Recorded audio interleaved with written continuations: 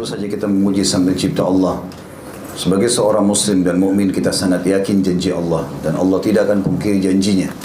Karena kekal ditilawakan oleh orang-orang beriman dalam kitabullah Al-Quran, innallaha la yukhliful mi'ad. Allah tidak akan pungkiri janji-janjinya. Juga disebutkan dalam surah Ibrahim, la in syakartum la azidannakum wa la in kafartum inna adzabi lasyadid. Kalau kalian bersyukur pasti aku akan tambah, dan kalau kalian kufur maka azabku sangat pedih. Dan kalimat alhamdulillah adalah kalimat syukur, di mana Allah telah menjanjikan dengan janji yang benar segala kebutuhan kita akan dipenuhi olehnya.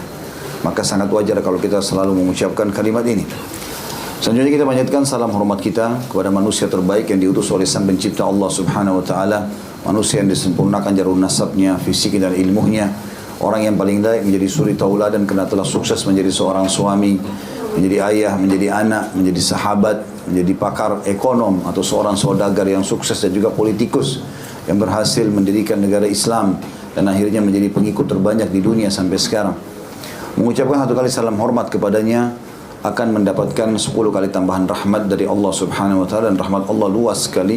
Masuk dalamnya pengampunan dosa, peninggian derajat dan pemenuhan kebutuhan. Maka selalulah juga membacakan salawat dan taslim kepada Nabi SAW setelah memuji Allah. Alhamdulillah. Melanjutkan bahasan buku kita teman-teman sekalian yang ditulis oleh Khalid Al-Husaini, lebih dari 1000 amalan sunnah dalam sehari semalam. Dan kita masih dalam zikir pagi petang. Dan kita sudah membahas doa terakhir yang dibaca 7 kali pada pagi dan sore hari, yaitu Hasbiyallahu la ilaha illa huwa alaihi tawakkaltu huwa rabbul arsyil azim. Cukuplah Allah yang memenuhi segala kebutuhan untukku, dan tidak ada ilah yang berhak diibadahi kecuali Dia. Kepadanya lah aku bertawakal, dan Dialah Rabb yang memiliki arsy yang maha agung.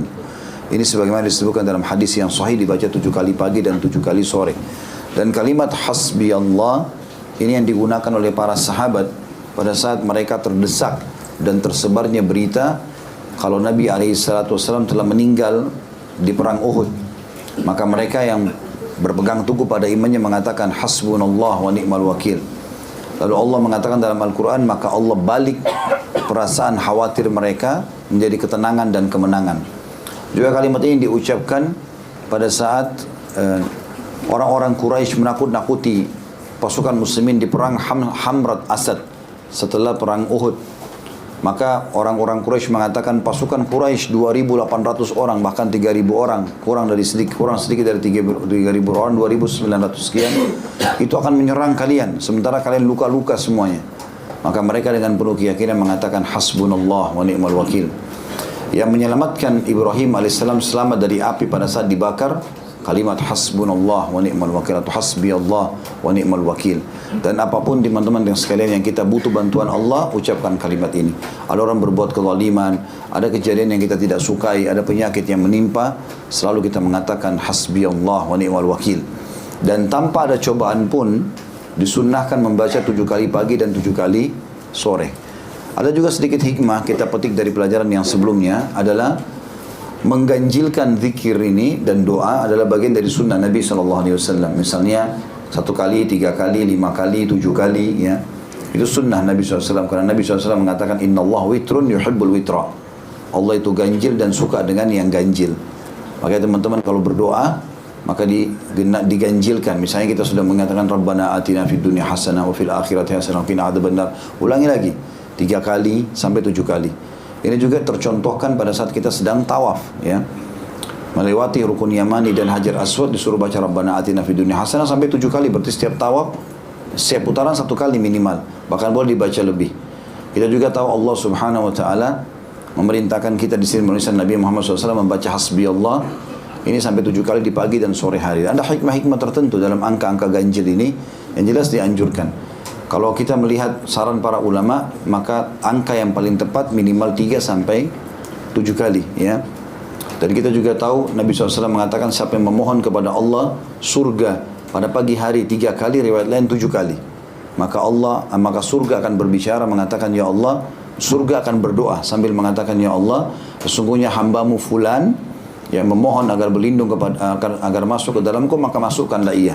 Dan siapa yang berlindung dari api neraka setiap hari, pagi ataupun sore, 3 kali, riwayat lain 7 kali, maka neraka akan berkata, ya Allah, Selamatkan dia dariku karena dia telah berlindung kepadamu. Ini disebutkan juga angka 7 kalinya atau 3 kalinya. Kita akan masuk teman-teman kedua mulia pada pagi ini atau pada siang ini, termasuk zikir pagi petang, meminta agar segala keselamatan diberikan kepada kita. Dan doa ini kata ulama boleh dibaca selain zikir pagi petang juga, antara azan dan iqamah. Kalau yang hafal bahasa Arabnya alhamdulillah, kalau tidak maka minimal mengetahui bahasa Indonesianya. Yang kita baca nanti terjemahannya ya. Di antara doa yang dianjurkan di poin F-nya adalah Allahumma inni as'aluka al-'afwa wal-'afiyah fid dunya wal-akhirah. Allahumma inni as'aluka al-'afwa wal-'afiyata fi dini wa dunyaya wa ahli wa mali. Allahumma astur awrati wa amin raw'ati. Allahumma ihfazni min baini yadayya wa min khalfi wa an yamini wa an shimali wa min fawqi wa a'udzu bi'azamatika an ugtala min tahti. Terjemahannya, ya Allah, itu Allahumma inni as'aluka, aku memohon kepadamu dengan sangat, al-afwa, pengampunanmu, wal-afiyah, dan keselamatan selamanya di dunia dan di akhirat. Di sini ada penggunaan kalimat afu. Afu ini teman-teman, kalau ingat riwayat tentang malam Lailatul Qadar, Aisyah radhiyallahu anha pernah bertanya kepada Nabi SAW, ya Rasulullah, andai saja saya mendapatkan Lailatul Qadar, apa yang saya ucapkan? Allahumma innaka afuun tuhibbul afwa fa'fu anni. Apa maksudnya ini? Kenapa kita meminta afu? Jadi sifat Allah afuun artinya suka memaafkan walaupun mampu menyiksa. Jadi misalnya kita buat salah, jelas-jelas kita zina, jelas-jelas kita bohong, jelas segala macam. Kalau kita sebutkan ini, Allahumma innaka afuun tuhibbul afwa fa'fu anni, maka kita mohon kepada Allah agar dimaafkan tanpa ada hukuman. Ya, itu maknanya. Maka kita minta di pagi hari itu, Allahumma inni as'aluka al-afwa. Kata ulama hadis, kalau ada yang aku lakukan pelanggaran dari semalam ya Allah sampai pagi ini, yang dasarnya engkau mampu menghukumku, maka maafkanlah. Itu maknanya dari afu. Allahumma inni as'aluka al-afwa. Kemudian wal-afiyah. Afiyah bisa masuk maknanya keselamatan, bisa masuk dalamnya kesehatan. Tapi yang lebih global keselamatan. Masuk dalamnya tentu kesehatan, ya, ketentraman jiwa, kemakmuran, segala macam. Dan kita minta di dunia dan di akhirat. Dan ini keyakinan seorang mukmin, memang dua wilayah ini ada. Dan kita selalu beramal menanam sesuatu di dunia untuk akhirat. Allah mengatakan dalam Al-Quran, walal akhiratu khairun laka minal ula. Dan ketahuilah hai Muhammad dan sampaikan kepada umatmu, akhirat itu tempat tujuan lebih baik daripada kehidupanmu di dunia. Kemudian juga Allah mengatakan bal tu'thiruna al-hayatad dunya wal akhiratu khairun wa abqa. Kalian terus repot mengumpulkan dan mengejar dunia dan kalian lupa ada akhirat yang khairun wa abqa. Dua sifatnya, lebih baik dan lebih kekal, gitu kan? Maka ini semua menjelaskan kepada kita tentang memang ada dua kehidupan ini. Hanya saja seorang muslim selalu menjadikan akhirat sebagai target dan dunia ditunggangi untuk mendapatkan yang terbaik di sana nanti. Dan tidak boleh kita luputkan dari ini tentunya. Kita minta di sini Allah berikan kita pemaafan di dunia kalau pernah buat salah, pemaafan di akhirat. Kita juga minta keselamatan, kebahagiaan di dunia dan juga di akhirat. Dan ini penting seseorang muslim selalu mengucapkan masalah ini. Kata sebagian ulama, siapa yang membaca ini di pagi hari satu kali dan membaca sore satu kali, maka dipastikan dia akan aman dari semua hal yang tidak menyukai bagi dia. Ya. Lanjutannya doanya, Allahumma inni as'aluka al-afwa wal-afiyah. Diulangin lagi, ya Allah, aku mohon kepadamu agar engkau memberikan kepadaku pengampunan dan pemaafan serta keselamatan. Tapi di sini dirincikan. Dikatakan fi dini, di dalam agamaku. Maknanya jangan sampai agamaku yang tercoreng. Ya. Apapun kekurangan yang aku miliki, jangan sampai aku kurang dalam melaksanakan perintah agama. Wa duniyaya, begitu juga dalam urusan duniaku. Semoga semua urusanku engkau maafkan kalau aku salah, engkau berikan keselamatan agar aku dapat maksimal kalau aku targetkan. Wa ahli, begitu juga dengan keluargaku. Ahli lebih dekat digunakan kadang-kadang untuk istri dan anak. Artinya kalau aku lagi bekerja, aku lagi jauh dari mereka, ataupun aku di sebelah, di sekitar mereka, maka tetap mereka dalam keadaan engkau maafkan kalau mereka salah, aku pun engkau maafkan dan engkau berikan mereka keselamatan sebagaimana engkau berikan aku keselamatan. Wa mali, dan seluruh harta atau pendapatanku semua juga engkau selamatkan. Kalau ada sesuatu yang salah di situ, maafkanlah aku. Afu. Kemudian afiyah, berikan keselamatan agar harta ini selalu berkah, cukup. Allahumma astur aurati, ya Allah tutuplah aurat-auratku. Makna aurat sini adalah aib dan sesuatu yang tidak layak untuk dilihat. Makanya dikatakan aurat karena kalau dilihat oleh orang malu atau orang ini malu gitu kan. Nah kita minta agar Allah tutupi aurat-aurat kita, maksudnya tutupi aib-aib kita. Karena kalau aib dibuka teman-teman, hancurlah semua hidup kita. Siapa di antara kita yang tidak punya aib dan kesalahan? Tapi Allah SWT tutupi itu. Makanya teman-teman harus mengontrol lisan. Jangan aib kita sendiri yang buka. Kata Nabi SAW, sesungguhnya makhluk yang paling buruk di sisi Allah pada hari kiamat adalah orang yang telah Allah tutupi kesalahannya, lalu kemudian dia yang beberkan sendiri. Dia semalam suntuk berzina, dosa sama Allah. Baik antara dia sama Tuhannya. Dia mohon ampun, dia tutupin. Ini enggak, besok di kantor ceritain sama teman-temannya. Malah ini aib, dia buka aibnya sendiri. Jadi kalau ada temannya yang sedang ngomong sama dia, ternyata bukan teman, musuh, jadikanlah senjata itu. Ya. Maka semestinya seseorang menutupi aibnya, jangan dia ceritakan. Dan minta kepada Allah agar ditutupi aib itu. Masuk dalam ayat ini adalah cacat lisan, cacat fikiran, cacat badan, semua. Ya, cacat kemaluan, segala macam ini masuk dalam aurati. Ya, kita minta agar Allah Subhanahu wa taala menutupinya dan jangan sampai terbeberkan. Selain daripada itu teman-teman, kita juga tidak boleh sengaja mencari-cari aib orang.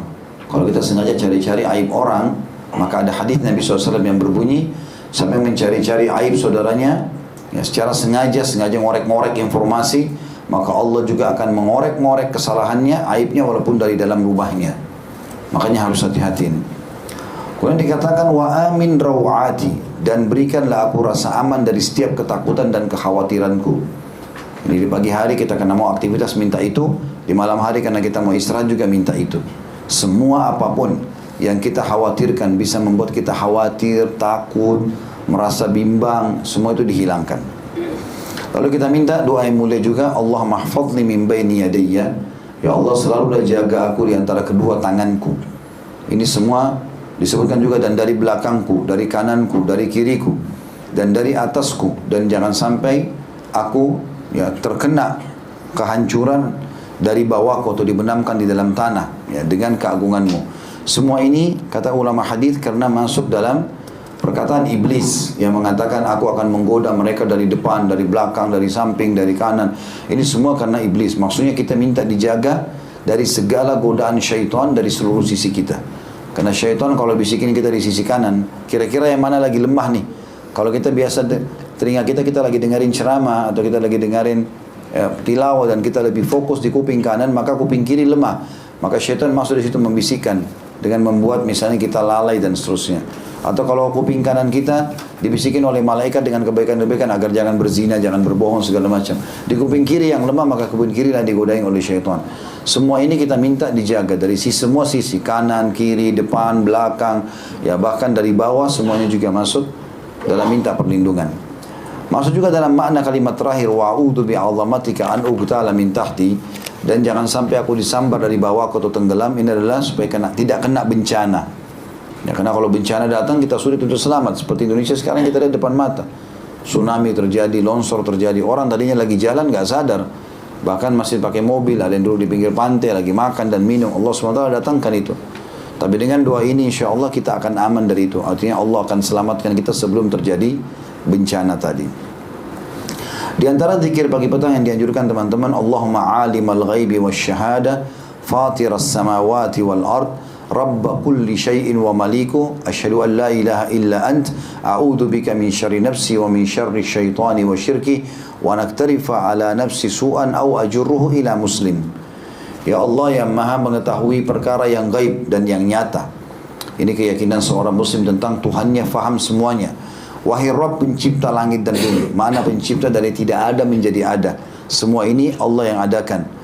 Rabb atau pencipta ataupun pemilik atas segala sesuatu dan yang merajainya, menguasainya. Sampai kalimat ini dulu saya luruskan atau saya jelaskan teman-teman sekalian. Ingat, selalu kita harus yakin dan jadikan pegangan hidup. Penuh keyakinan ini teman-teman sekalian.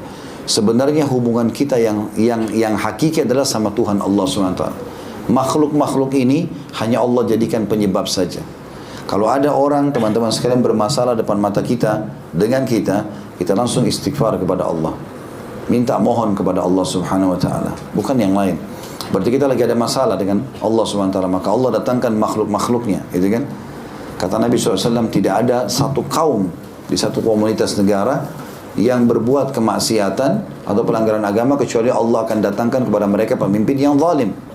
Berarti perilakunya dari situ. Karena rusaknya hubungan sama Allah, Allah datangkan cobaan buat mereka. Makanya harusnya kita memahami kalau ada masalah berarti kita sedang bermasalah sama Allah SWT. Beristighfar kepadanya, selesai, gitu kan? Waktu Adam alaihissalam digoda oleh iblis untuk memakan buah dan dilarang oleh Allah SWT, dia tahu itu pelanggaran, tapi dia tidak menghardik lagi iblis. Seperti misalnya kita sedang melakukan, ada masalah sama orang lain itu menjadi penyebab kita jadi masalah, gitu kan? Udah, kita nggak bahas lagi orang itu. Nabi Adam alaihissalam langsung mengatakan, Rabbana zalamna anfusana wa illam taghfir lana wa tarhamna lanakunanna minal khasirin. Wahai Tuhan kami telah zalimi diri kami. Kesalahan kami ikutin orang ini, iblis ini, gitu kan? Kalau kau tidak ampuni kami, maka kami termasuk orang-orang rugi. Jadi sebenarnya yang dititik beratkan adalah hubungan kita sama Allahnya. Kalau ini semua variabel penyebab Allah datangkan. Ya, makanya teman-teman bermuhasabahnya begitu, kembali kepada Allah Subhanahu wa taala. Dikatakan oleh kaum salafus saleh, aku tahu kalau aku punya dosa dengan Allah pada saat aku terhalangi dari sholat subuh berjamaah.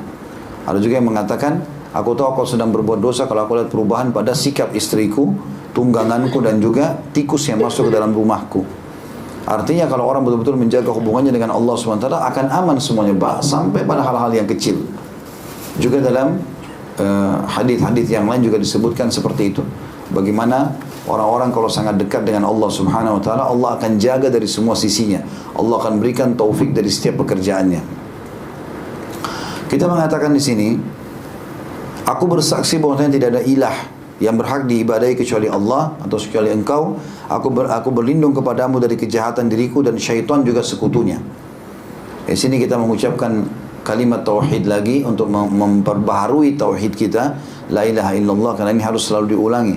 Siapa yang akhir kalimatnya la ilaha illallah akan masuk surga. Kita berbaharui itu lalu kita mengatakan, ya Allah, aku berlindung kepadamu dari keburukan diriku. Maksudnya keputusan yang diriku ambil. Kalau itu salah, maafkan. Dan gangguan dan keburukan syaitan. Di sini dan syirki, maksudnya sekutu-sekutunya. Siapapun yang membantu syaitan untuk itu. Karena syaitan, teman-teman, bisa bisikin kita secara langsung. Bisa juga dia gunakan manusia. Makanya dalam surah An-Nas kita katakan, alladzi yuwaswisu fi sudurin nas minal jinnati wan nas. Memang ada jin dan manusia yang menggoda kita. Ada kadang-kadang teman-teman syaitan bisikin kita, suruh kita berzina, kita nggak mau, nolak. Jiwa kita berjuang tapi kita melawan. Terus kemudian syaitan gerakin ada orang-orang fasik di sekitar kita, mereka yang rayu. Udahlah, nggak apa-apa lah, gini nanti aku yang traktir, segala macam, supaya kita terjerumus. Maka kita minta dijauhkan dari keburukan syaitan, jangan tergoda dengan dia dan sekutu-sekutunya. Lalu dikatakan, atau riwayat lain juga ada, wa'udzu bika min syarri, Allahumma inni a'udzu bika min syarri nafsi wa min syarri kulli dabbatin anta akhidun binasiyatiha. Ya Allah, aku berlindung kepadamu dari keburukan diriku dan keburukan semua makhluk yang ubun-ubunnya engkau memegangnya. Kata ulama hadis, yang maksud adalah semua makhluk termasuk hewan-hewan, bahkan serangga segala macam enggak akan bisa mengganggu dia kalau dia berlindung kepada Allah dengan doa ini. Kemudian wa an aqtarifa ala nafsi su'an, dan jangan sampai aku menjerumuskan diriku pada keburukan atau pelanggaran. Ini kita berlindung kepada Allah SWT, jangan sampai berbuat dosa. Kalau ada di antara kita teman-teman orang yang mau berbuat dosa lalu dia seperti terlindungi, ya, misalnya batal, gagal, ada yang tahu, maka bersyukurlah kepada Allah.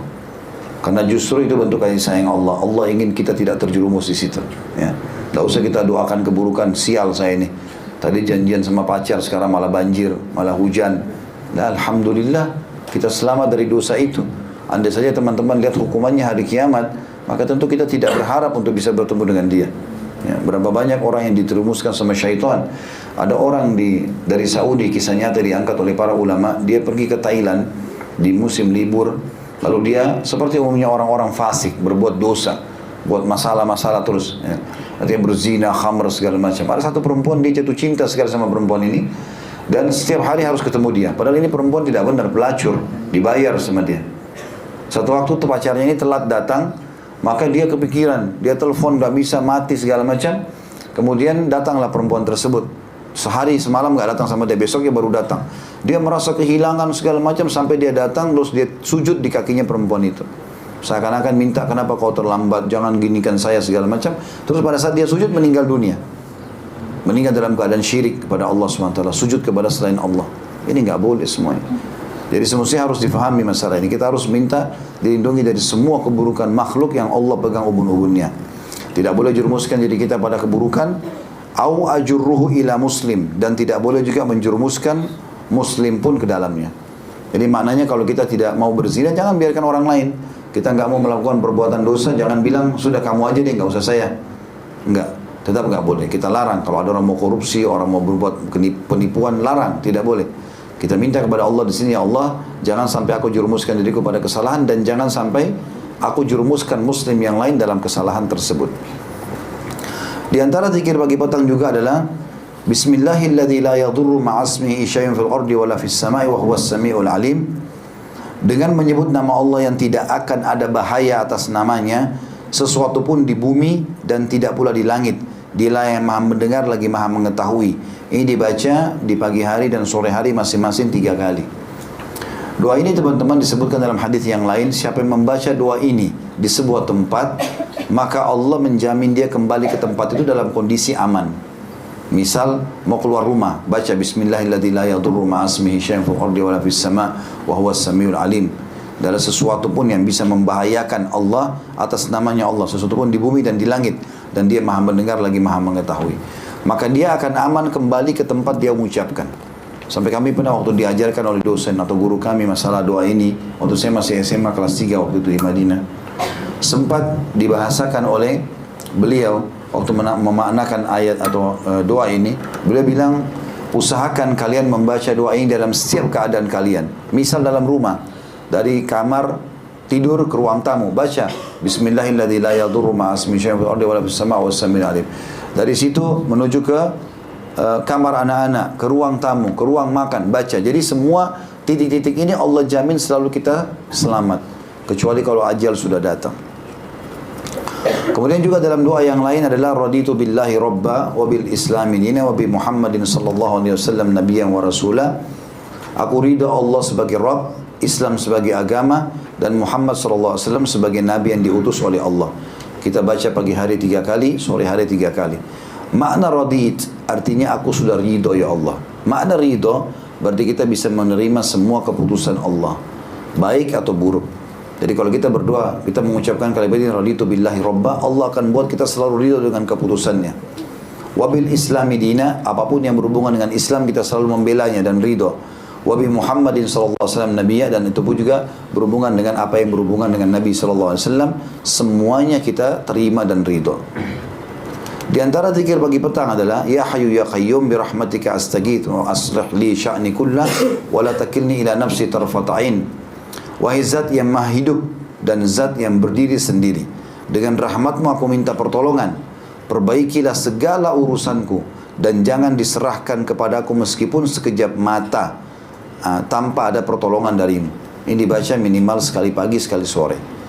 Sifat Allah Ya Hayyu Ya Qayyum, zat yang maha hidup dan berdiri sendiri ini yang menyebabkan datangnya keberkahan teman-teman sekalian. Karena ada hadis yang lain, siapa yang membaca Astaghfirullahil Azim alladzi la ilaha illa huwal hayyul qayyum wa atubu ilaih, akan diampuni dosanya walaupun sebanyak buih di lautan. Sifat Al-Hayyul Qayyum ini adalah pengakuan bahwasanya Allah Subhanahu wa taala memang mampu mengerjakan apa saja dan tidak bergantung pada makhluknya. Itu juga dengan ayat kursi, Allahu la ilaha illa huwal hayyul qayyum, yang memang bisa menghancurkan syaitan, mematahkan sihir. Ayat kursi yang mulia, karena ada sifat Allah Al-Hayyu Al-Qayyum. Kita minta itu, Ya Hayyu Ya Qayyum, wahai zat yang maha hidup dan berdiri sendiri. Bi rahmatika astaghits, dengan rahmatmu lah aku selalu meminta pertolongan.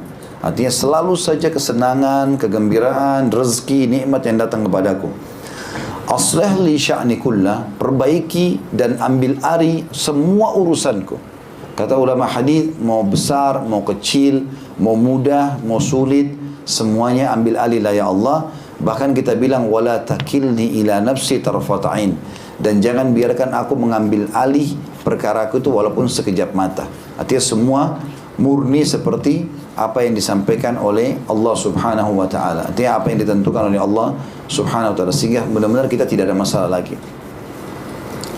Kemudian selanjutnya teman-teman sekalian, doa juga masih zikir pagi petang. Saya usahakan selesaikan ini zikir pagi petangnya. Dan ini ya hayyu ya qayyum bisa dibaca setiap saat ya, di antara azan dan iqamah, dan setiap kali kita butuhkan juga sama. Minta agar sebuah perkara kita diselesaikan. Doa yang selanjutnya adalah asbahna ala fitratil Islam wa ala kalimatil ikhlas wa ala din nabiyina Muhammadin sallallahu alaihi wasallam wa ala millati abina Ibrahim hanifan muslima wa ma kana minal musyrikin. Di waktu pagi kami berada di atas fitrah agama Islam. Makna fitrah artinya kami berada dengan keyakinan penuh bahwasanya Islam adalah agama yang benar. Karena kita teman-teman lahir, semua bayi lahir dalam keadaan fitrah. Artinya mengenal Islam. Kata Nabi SAW, kullu mauludin yuladu alal fitrah. Semua yang baru lahir pasti dalam keadaan fitrah. Fa'abawahu yuhawidanihi. Nanti kedua orang tuanya menjadikannya Yahudi kalau orang tuanya Yahudi, au yunassiranihi, atau menjadikannya Nasrani kalau kedua orang tuanya Nasrani, au yumajjisani, atau menjadikannya Majusi kalau memang orang tuanya Majusi. Jadi memang kita minta kepada Allah Subhanahu wa taala agar kita berada selalu dalam fitrah itu, yang tidak pernah berubah-berubah. Makanya ulama juga mengambil dalam masalah ini, kalau ada anak orang non-muslim kafir meninggal belum balik, maka dia masih diuji oleh Allah pada hari kiamat. Dia diuji oleh Allah SWT pada hari kiamat. Ini mirip juga dengan orang-orang yang belum pernah sampai dakwah kepadanya. Tinggal di hutan, nggak ada pernah dengar dengan Islam, nggak ada fasilitas apa-apa di sana. Maka kalau mereka meninggal, itu tidak spontanitas masuk neraka. Maka diuji oleh Allah SWT. Dalam sebuah hadis dikatakan Allah akan datangkan neraka, lalu mengumpulkan mereka, lalu meminta mereka untuk masuk ke dalam neraka. Siapa yang patuh kepada Allah, mau jalankan itu, maka Allah tidak akan membuat neraka membakarnya. Dan Allah masukkan dia ke dalam surga. Karena ini ujian saja. Dan kalau yang menolak, maka dia akan masuk ke dalam api neraka. Artinya walaupun dia hidup ya, dan balik, atau dia didatangi dakwah, atau terdatangi padanya dakwah, tetap dia akan menolak. Seperti itu. Wa ala kalimatil ikhlas, dan kami tiba dengan kalimat ikhlas. Bisa maknanya adalah selalu ikhlas dalam beribadah kepadamu. Bisa juga maknanya adalah kami di atas kalimat tauhid. Karena kalimat la ilaha illallah, nama lainnya adalah kalimat ikhlas. Wa ala din nabiyina Muhammadin sallallahu alaihi wasallam, dan kami selalu berpegang teguh pada ajaran Nabi Muhammad sallallahu alaihi wasallam.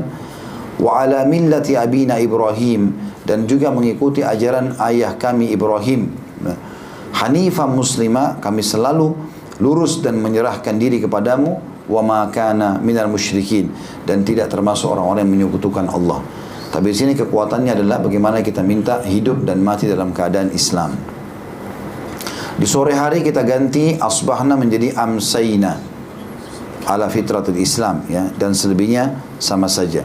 Artinya kami tiba pada sore hari dalam keadaan berpegang pada fitrah Islam itu sendiri. Di antara zikir yang dianjurkan teman-teman sekalian adalah, tapi ini cukup banyak jumlahnya, sekitar 100 masing-masing, adalah subhanallahi wa bihamdi. Ini dibaca 100 kali.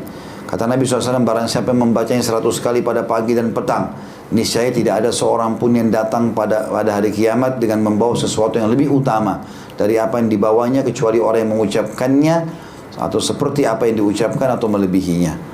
Selain itu orang yang mengucapkan akan dihapus dosa-dosanya walaupun sebanyak buih di lautan, sebagaimana dijelaskan di dalam hadis riwayat Imam Muslim nomor 2691. Jadi teman-teman sambil iseng waktu kosong, subhanallahi wa bihamdi, subhanallahi wa bihamdi, subhanallahi wa bihamdi, ini diucapkan 100 kali. Kalau kita biasa zikir 33, dengan jari kita habis sholat dilipat gandakan 3 kali, maka itu sudah cukup untuk mengampuni semua dosa dalam hadis walaupun sebanyak buih di lautan. Ya, ini keutamaan yang sangat besar. Juga kata Nabi SAW, 2 kalimat ringan di lidah, berat di timbangan hari kiamat, dan juga dicintai oleh Allah SWT, subhanallahi wa bihamdi, subhanallahil azim. Tapi maksud dalamnya subhanallahi wa bihamdi ini. Juga maksud dalamnya dibaca 100 kali, la ilaha illallah wahdahu la syarikalah, lahul mulku wa lahul hamdu wa huwa ala kulli syai'in qadir. Tidak ada ilah yang berhak diibadahi selain Allah semata, tidak ada sekutu bersamanya, baginya kerajaan dan baginya segala puji, dia maha kuasa atas segala sesuatu. Ini kata Nabi SAW, siapa yang membacanya 100 kali pada pagi dan 100 kali pada sore, maka dia juga akan datang pada hari kiamat membawa pahala. Tidak ada orang yang menyamai pahala dia kecuali orang yang berbuat seperti dia atau lebih. Juga dalam hadis dikatakan, barang siapa yang mengucapkan 100 kali dalam sehari, maka baginya pahala seperti memerdekakan 10 budak. Ditulis baginya 100 pahala, dan dihapus darinya 100 keburukan.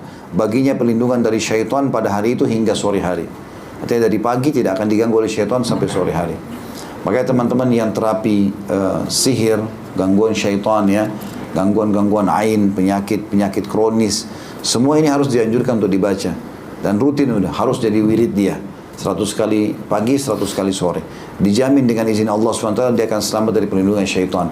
Juga perlindungan Allah SWT datang dari penyakit-penyakit yang sedang menimpa dia. Di antara zikir yang dianjurkan adalah membaca istighfar 100 kali. Astaghfirullah wa atubu ilaih. Ini insya Allah dalam hitungan menit saja. Bahkan antum sebentar bubar, antri di lift, mau menuju ke kantor, bisa astaghfirullah wa atubu ilaih, astaghfirullah wa atubu ilaih. Ini saya pernah praktikin 1 menit bisa sampai 100 kali. Ya. Dan pahalanya sangat besar. Dan dari mana kita tahu teman-teman? Bisa saja astaghfirullah wa atubu ilaih. Ini sekali kita ucapkan diampuni dosa kita setahun atau 2 tahun atau 3 tahun. Kita nggak pernah tahu bobotnya. Makanya Nabi SAW mematoknya kurang lebih 100 kali ya. Kalau astagfirullah itu pengucapan maaf kepada Allah. Seperti kalau kita buat salah sama orang kita bilang maafin saya. Atubu ilai artinya kita mengikrarkan tidak akan mengulanginya. Di antara zikir pagi petang adalah Allahumma inni as'aluka ilman nafi'a wa rizqan wasi'a wa amalan mutaqabbala. Ya Allah, aku meminta kepadamu ilmu yang bermanfaat. Puncaknya ilmu agama dan selebihnya semua ilmu yang bisa bermanfaat bagi diri dan manusia. Warizkan tayyibah dan rezeki yang tayyibah. Tayyibah bisa terjemahkan baik, bisa juga tayyibah adalah yang banyak dan memuaskan. Ya.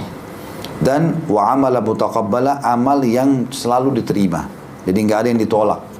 Ini cuma dibaca, kalau ini dibaca pagi hari saja. Ya.